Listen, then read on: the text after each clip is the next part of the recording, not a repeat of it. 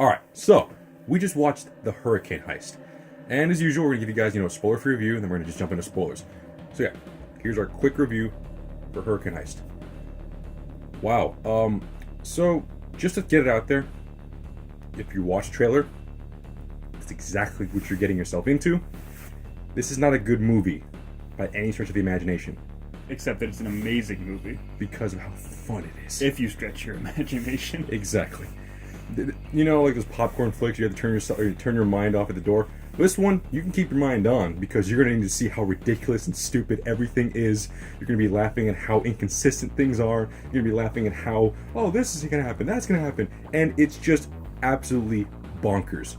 Let's talk about just like the actual, standard plot of the whole thing. Yeah, the plot is, so a group of thieves decide to steal, what is it, $600 million? Yeah. From a vault on a military base. And they all plan this during a huge hurricane to cover their tracks. If that sounds ridiculous, we're only just getting started. Besides, obviously, I'm not going to be spoiling anything, but the whole plot revolves around our main hero, Will. Yeah, played by Toby Kebbell. Who, honestly, him and his brother Breeze, fantastic. Great actors. Like, oh my god, like, you know what? As ridiculous things we're getting, they never broke the immersion of like, oh, these are characters in the story. I'm not thinking of their actors. This isn't too ridiculous. Like, I feel like the characters are real, despite how insane everything around them is. And then we also have, the character of Casey, the government agent who's responsible for bringing the money into the bank. Bottom line, the plot is absolutely insane. They go all around this town.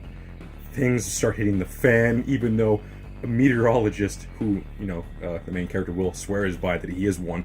No, man, none of that made any goddamn sense. Scientifically, this movie is absolutely incorrect. But if you completely let that slide, you're gonna have fun. You're gonna have a good time. Visuals. The CGI was not terrible. It's actually really good, and I know no one's gonna notice it because it's a hurricane movie, but at no point overall was I taken out by bad CG. I was like, there was a couple things where I was like, is that a real water effect? Or no, maybe that's digital? And sometimes it's like, I feel like that's practical. That looks practical. Yeah. How the hell is that? And I'm like, no, it has to be CGI. Well, here's my theory with this movie. That a direct-to-DVD producer just happened to have gotten a check with the wrong zero put in the wrong spot, and he just went, we're going to put this in theaters, right? So they took the director of Fast and the Furious, Stealth, and what was the last one? Triple X, the first one. Let's take him. They said, hey, Rob Cohen, what if we gave you, $300 billion to make one of the most Heist. ridiculous goddamn movies ever? And I'm going to keep saying it's ridiculous because that's the mindset you have to have when you go in to watch this movie. It's ridiculous. It's gonna be that. And I'm the kind of person, I love a serious movie, I love good cinema, obviously, all that shit. But when you make something this out of left field, this is the kind of stuff that I thrive on. I'm like, this movie is so bad, it's good. Like, you're not coming here to watch the next freaking Sophie's Choice. You're not coming here to watch a damn movie that's gonna, really tug at your heartstrings. Speaking of which, though, the movie does try to go more to like the drama stuff. It's like there's dialogue that tries to flesh out the characters. You really don't care, and honestly, some of the dialogue is pretty written. It's written not poorly, but just so fast. Like someone wrote this down on a napkin. Like they're gonna say that, and then a freaking boat's gonna fly into the building. Like what the hell? There are so many one-liners in this that I forget that they're one-liners. You just. I found myself laughing maybe 10 seconds later, like, oh, I get that was a pun. It's all improv. It honestly felt like the freaking improv at the goddamn Laugh Academy. Yeah, exactly. Like, oh my god. But yeah, overall, this is one thing I also want to touch on: the audio. Again, with the CGI the CGI was fantastic. I can't stress enough. This movie is actually pretty damn good to watch in theaters. Yeah. And sadly, when we went to the theater, no one else is there. Empty, dude. This is opening night. Nobody was there but just us. Holy crap. I'm not saying, obviously this movie's not going to draw in a crowd, but when Transformers does, it makes me think, how the hell did this not have a line at the door? You said a line to me once about a certain movie, I won't say what it was, But you said, you know what this movie needed? This movie needed a little more fun. And with something like Transformers, where it's a big action franchise and you can tell they're just collecting their money and running, this is the type of thing you need to go to, because Transformers is just regular bad.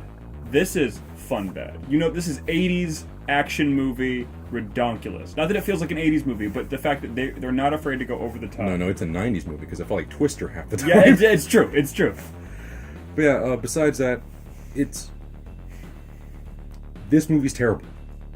This movie is terrible. I need to keep saying that. This movie is a really terribly thought of movie. But the execution is actually really well done. It was fun. It really was. And I'm so happy I got to watch it in theaters. If you don't want to pay for it, that's fine. Matinee it. Go to a $3 movie theater. Do whatever you can, but watch this movie. It's gonna be a cult classic. If it doesn't, I mean, I'm gonna be surprised, because if Twister can achieve the kind of level it did in the Blockbuster, scene, or like movie was being rented out like crazy, this one, once it hits streaming services, better have 5 stars, because holy crap, that was wonderful. You need to know what you're getting into. You're getting a Twister, you're getting a volcano, you're getting 2012. Freaking Roland Emmerich. Dude, yeah. They out Roland Emmerich. Yes. That was beautiful. Best way possible. My God. And I also think this is a thing, like, we just went with each other, but, like, this is a thing. Get as many friends as you. All your movie friends. Get drunk. All sit together, drink, and just be ready to laugh. You can watch the Alamo. That'd be great. That would be sweet. That would be the shit. Yeah. But yeah, besides all that, watch it. You don't have to pay for it, but watch it. That's the end of the spoiler review. Yeah. So spoilers in 3, 2, 1. Here they come. Okay, so this movie just starts off with the two main characters, they're brothers, and they see their father get murdered by this freaking horrible hurricane. That literally has a skull face. It literally has a skull face. When that came up, I just went, that better come back. Oh, it does. Oh, yeah, you will not be disappointed. Let's keep going with the story. So yeah, we set up the characters. Here's Casey with the truck driver, and like all the truck drivers become bad, all that stuff. Okay, I just want to talk about the crew, the actual thieves. They are the most incompetent, most trigger-happy, most goddamn boiling point psychopathic thieves ever, because someone says something wrong and they start pulling guns on each other. This is 20 minutes into the movie. 20 minutes. Hey, I can't open the vault. What do you mean you can't open the vault? Like, what is that? What are we gonna do? I'm like, you guys are trying to steal $600 million. Keep your shit together and calm the fuck down. You planned it around a goddamn hurricane. That thing ain't going away for at least... correct me if I'm wrong, but I think hurricanes, especially ones that big, would last, a couple days? No. This whole thing's over in a couple hours. You also... I get the feeling that these guys planned this in a bar together. In fact, there's a reference to a bar later, which we'll get to. But this is literally... Well, you're going to throw that in. This is literally a situation where they must have assumed, yeah, we're just going to slip in during the, level 15 hurricane. Which, by the way, even the weather service was saying, oh, this is not going to be a level 15 hurricane. So how the hell did they see it coming when the only person that saw it coming was the main character and no one believed him? Whatever, keep going. Yeah, if it came out of nowhere, they must have planned it 2 days prior in said bar. Oh, but no, this old man makes it seem... Oh, sorry, the sheriff. The sheriff is in on it. Just gonna throw that in. The sheriff of the town that gets destroyed is in on this freaking ploy to rob the freaking army base. But yeah, whatever. They planned this in a bar, so like... Yeah, I think they planned it in a bar, and then this the very first sign that this all turned around, what the fuck do you mean?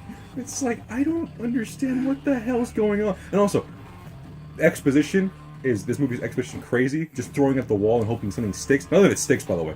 But the point is that in the same scene, someone goes, yeah, the sheriff out of nowhere with his whole cop posse, which, by the way, they're all in on it too. They're all, yeah, so I've been planning this for, how long this plan took. Well, it's like, okay, so let me get this straight. You've been planning this waiting for a hurricane. If you had seen the hurricane coming and thought, let's do it now, okay, that's fine. But no, the guy had the plan way before the hurricane even, and he's just been sitting pretty, just waiting like, I'm gonna steal that money.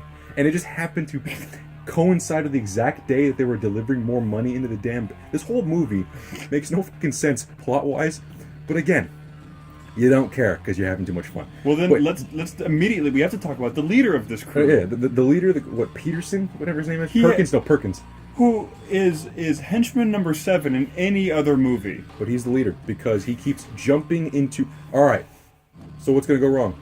That damn bitch, she's out there. We got to go out there, we got to catch her. Alright, you, my henchman, stay here. Me, the leader, is going to go with a gun and go out into the fucking hurricane. Like, I thought you were important, but apparently you're not. He kept coming back. He would leave and come back with more cuts and bruises and limps. Limping. Like, Jesus Christ, man. Stop going outside! I respect the man. You know, if you can't get things done, if you can't trust someone else to do the job, do it yourself. But every time he gets lucky, which, by the way, every character here is just lucky but skin or teeth. I mean, the scene where Will's climbing up the damn radio tower and out of fucking thin air, out of nowhere, the goddamn it's a goddamn boat just collapsing. And we're like, what the fuck? Just the whole movie is just throwing curveballs at you, and plot-wise too, where you're like, that's gonna happen. No, that didn't happen. That's even in the beginning of the movie, I was like, I get the vibe that the brother's gonna become a bad guy. Never happened, you know. I'm glad I was wrong about that. But then, the truck driver ended up being a bad guy. That guy ended up being a bad guy. It's like, what the hell? Oh yeah, by the way, when that whole scene, sorry, going back to that scene with the cops, it's like, oh yeah, I was planning this freaking years ago. Blah blah blah. Here's how bad the exposition is. Here's how bad the exposition is. I've been planning this for years. Perkins, the main leader, goes, I know! Why the hell are you telling me? It's like, I was there! I'm like, wow, as an audience member, that was just lazy. But goddamn it, was I laughing.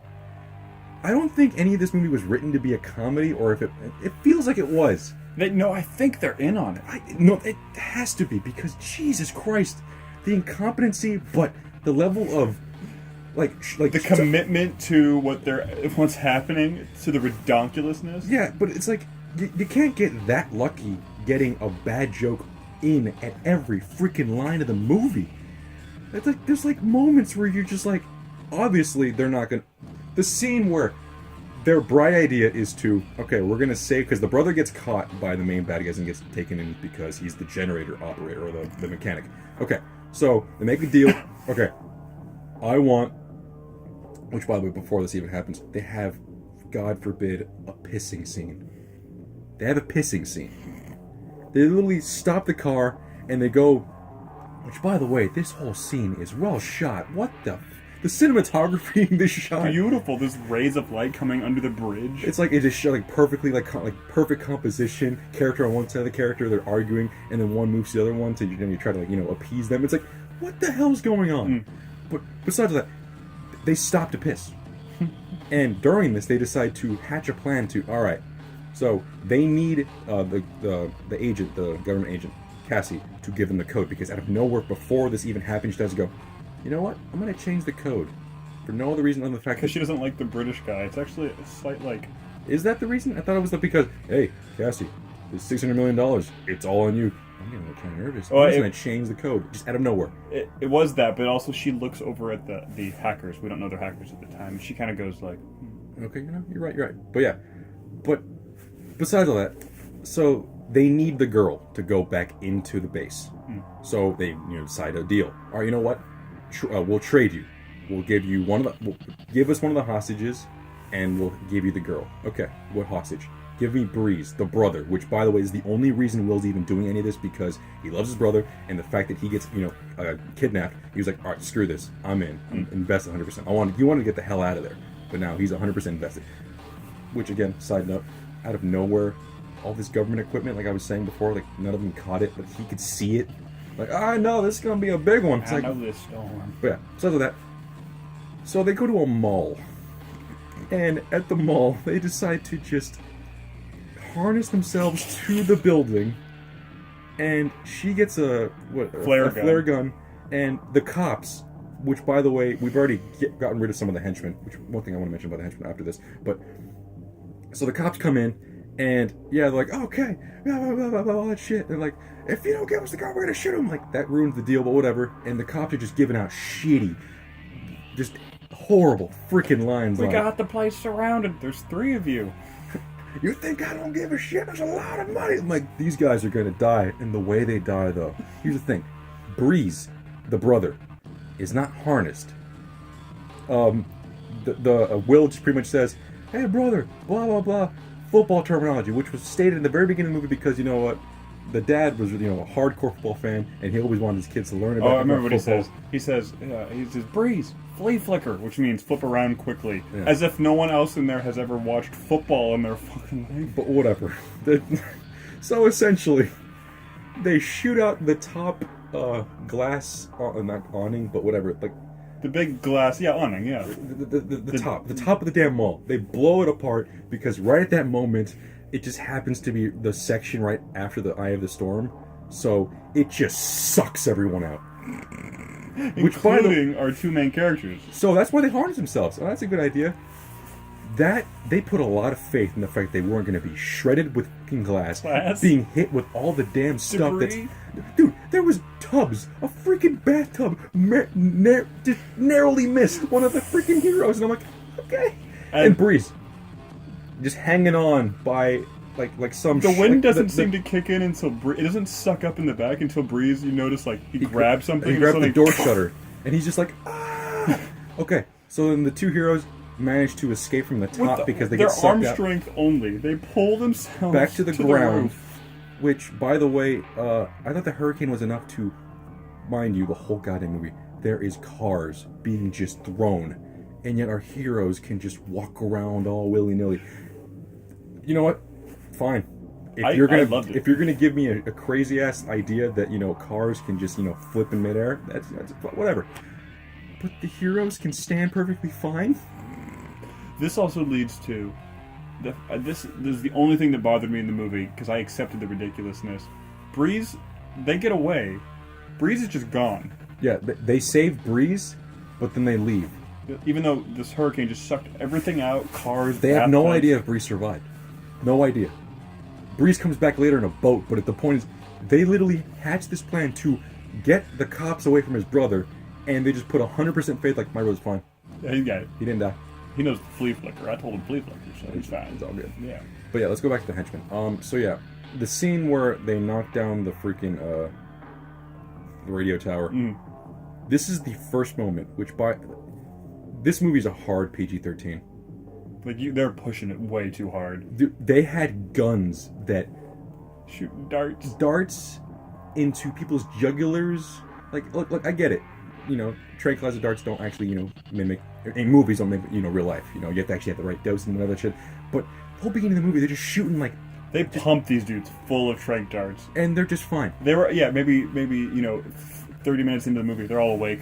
So yeah, 40 minutes passed without anyone dying. Even after they, nailed. If you watch the trailer, this happens. They nail the freaking the weather vehicle into the ground, and one car smashes behind them. The dudes are fine, which, okay, whatever.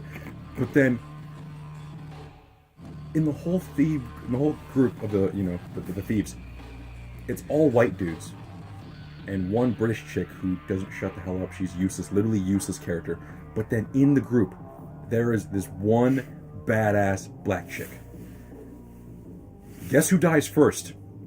Very first, and they also set her up to be like the head honcho. I was expecting her to grab the same gun from freaking Terry Crews got in goddamn Expendables. Exactly. Just start going boom, boom, boom, boom. No. She also seemed like the sort of the badass fight at the ending character to. No, yeah, she was like the main video female, game, the main henchman girls boss. Have to fight girls sort of thing. Nope. What they set up for her character is she's tough, she's crazy, and she'll fuck anything up. So with that mentality, I'm gonna drive this truck right into them. No, stop! I'm not listening to you because I'm a blows up into a gas station. I love a good gas station explosion. So do I, but everyone else has been fucking surviving, freaking slipping on banana peels and hitting their heads on goddamn railroad spikes, but they're all surviving. But she decides to put her fucking foot down for 1 second and she just gets blown up. But the good thing is, the second she dies, bodies just start dropping. And they drop in really cool fucking ways. I mean, one of the coolest deaths is hands down the one where he's throwing the car and hubcaps. The hubcaps out into the wind. And it's going It was like the scene in Frisbees. It's like the CD scene in Shaun of the Dead. Yes. But multiplied times And 1,000. then he just goes right into his chest. I'm like, this. And they still kept it PG-13. There's like little drops of blood you can't really touch. Oh my god, this whole goddamn movie was absolutely ridiculous, and every single moment just. What other ridiculous scenes are there? Other than, like, the whole movie's ridiculous. Well, big plot points we need to point out. we do have to get to those, but I want to say, like, the thing with this kind of movie is it didn't get cliche at all for me, because even though there are cliche elements, I guess, what you start doing is, you know, beginning of this movie, I thought they were going to start spinning all the plates, you know, this is happening here, this is happening here, this is happening here, and, you know, by the end of the movie, they all come together. Except what happens is they just started chucking plates out and added more. Oh, you know what? Also, the sheriff's in on it. All the sheriffs are in on it. And the army men are back alive. And we're electrifying fences in the building, hence stopping our hero from letting the army men out. And which, by the way, what happened in the military?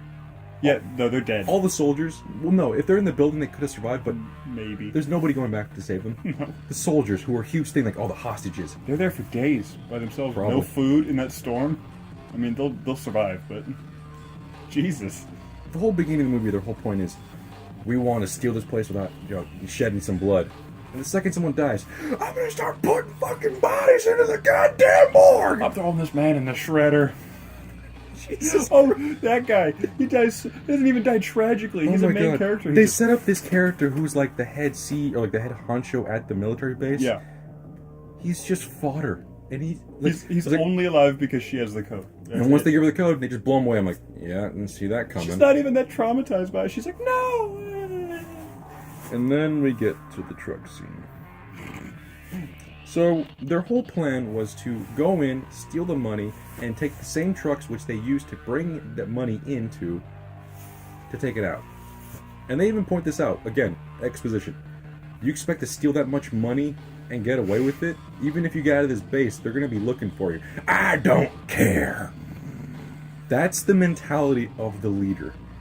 And that mentality leads him on a straight shoot down a major highway with a freaking caravan of 3 semis with a freaking, which this is where the skull comes back into play. The Hurricane just nipping at their heels, just right behind them, and every single bad guy dies. Yes, every single one dies. Every hero, no tragic hero deaths. All the bad guys die. It gets to the point where Breeze is in one truck. The main bad guy is gone. He's dead. And then parallel to him is Will and Cassie. And they're parallel. Which, by the way, before this, they did the whole Fast and Furious thing. Oh, yeah. They took the trucks with Fast and Furious. You know, riding on the hood, Right on the back, jumping on the top. It's like, whatever, but yeah, keep going.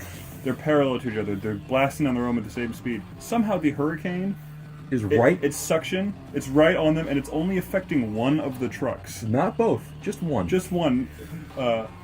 So Breeze has to jump from his truck onto the truck of Cassie, so you know he survives. But before that, Breeze goes over to the hacker chick. You know, the main hacker guy has a bullet in his old arm. He took the truck from the hackers because they were driving the second truck, so this is the second truck with him, and he put a bullet in him. Okay, so essentially he goes back to them and says, I need you to hold the wheel steady so I can jump across. Keep it at a consistent speed. Okay, so they pull up. He jumps. Barely makes it. Barely makes it, and they clearly are like... Okay, again, going back to the British chick, the British hacker, who literally does nothing. She just, like you said in the car, like, we gotta put a proxy on this. She has, like, a thick California Valley Girl accent and doesn't know anything about computers, clearly. Nothing at all. But yeah, regardless, this is how stupid her character is. Her truck is veering to the right while they're going in a straight... Like, get the truck closer! I can't! Help me! It's like, move the steering wheel to the left. But no. The hackers die, the truck goes up, everything gets blown up, which, by the way, before this, the Perkins, the back of the truck opens up, the money gets out, and all he cares about, the money, not my money! And it comes back, he gets his money. And the freaking trailer just destroys him. Just the one shot of him looking up. And on top of all this, at the end, when they're driving off, the whole little... You know, we got about $200 million in the back of this truck. There's 3 of us. We can just ride down to Mexico. Was that the mentality that Perkins had? Was he going to cross the border with $200 million in a truck? Of course, it's all, a joke. Like, I'm just fucking with you guys. And then credits. Just immediately. Which, we mean the movie stops. Because we get a long shot of just the truck passing by, like, twisted, like, signs and stuff. And remember, there was a hurricane behind them. Yeah, exactly. It's gone. It's a beautiful purple sunset. Or orange sunset. Nothing. Not even a breeze passing through. This movie was absolutely horseshit. But fuck me, did I have a great time watching it. Such a good time. It's so stupid. It's so ridiculous. Yet, I couldn't stop laughing. Even moments where we were like, oh god, I was like... It was freaking great. Oh my god. What was it? I was just saying that the Hurricane Heist, like, it delivers on the hurricane Delivers and on on the the heist. There is not a single thing I want to change about this movie. You did mention something that you wanted to maybe cut down some scenes, but I feel like if they did that, it'd be too much action and not enough, breathing room. No, in hindsight, now that we're talking about this movie definitely could probably be edited into a much more cohesive, like, structured film. However, But it shouldn't be. It would just become a standard boring action movie. Mm-hmm. And I don't want that. No. I want Hurricane Heist. Dude, the freaking amount of craziness is elevated by our need for this. I guess I think that's the thing. You need to go in wanting something crazy, because other than that, if you're like, oh, I'm gonna wait and see how much it gets crazy. No, watch the trailer. It might spoil a little bit of the plot, but again, you're not gonna fucking care about the plot. You really need that. That's why you saw Hurricane Heist. It's useless. Yeah, it's useless. Go in expecting this movie's gonna be freaking psychotic, and you will not leave. This is the first time where you need to hype it up before you go watch it. And it will deliver on every single sense because of how ridiculously stupid every character decision, how lucky they get, how stupid the flaws of physics function in this goddamn planet that they call... I'm going to say planet Alabama, but I was going to say the city Alabama. Nothing makes sense there. Freaking down is up, and water can boil at the freaking temperature of like 20 degrees. It doesn't matter. It's absolutely freaking nuts. And my god, I do not want to change it at all. What else do you want to say? I think I just want people to know that, like, I unapologetically love this movie. Yeah. I would own this movie, digital, DVD, Blu-ray, whatever. Like, that's another thing. You want a good sound system for this one. That's another thing. This isn't your standard bad movie, because this is a movie I want to rewatch scenes from. I want to go back. Just like my favorite ridiculous movies, you can name them all right off the top of your head. One thing I do kind of a vibe I got from it a little bit was not obviously Twister, but Eight-Legged Freaks. Yes. I don't know why. I got that. It's like small town, shitting in the fan, and something else is going on in the background. You're like, okay, but it's like that kind of vibe. Where like this movie's gonna be seen down the line, and we're gonna say that movie's shit. It's gonna be the people like, yeah, it's shit, but don't you want to watch it? Oh yeah, of course. Yeah, I mean, I'm just saying, it's a bad movie. Like, be all high and mighty you want, but this is a great movie just to put on in the background, get drunk, and just hang out with your friends. Yeah. Because especially since we're finally Oscar season is over, people can stop pretending they're smarter than they are. This is where you see, I think, who the real movie fans are. This is people who just like to be in a movie theater, to be entertained. It's called Hurricane Heist. No shit. Whatever you're gonna say to me. Check your brain at the door. No, I'm keeping my brain because I want to see how stupid this gets.